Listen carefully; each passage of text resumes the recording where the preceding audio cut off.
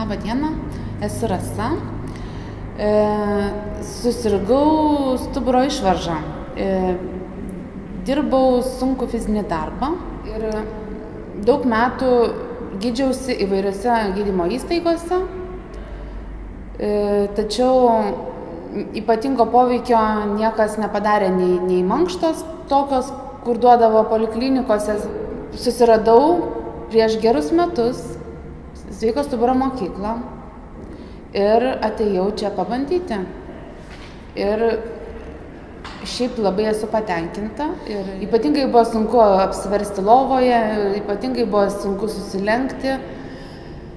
Tai šiuo metu esu tikrai sustiprėjusi ir jaučiuosi, kad su kiekvienu kartu šitose mankštose man tik tai gerėja sveikata.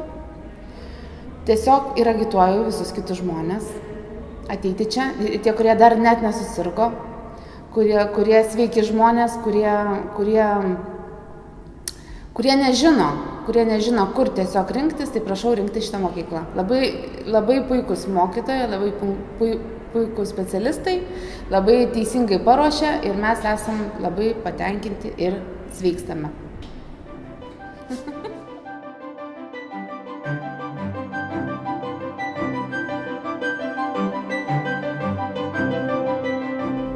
Tai žodžiu, dabar vėl nuo pradžių.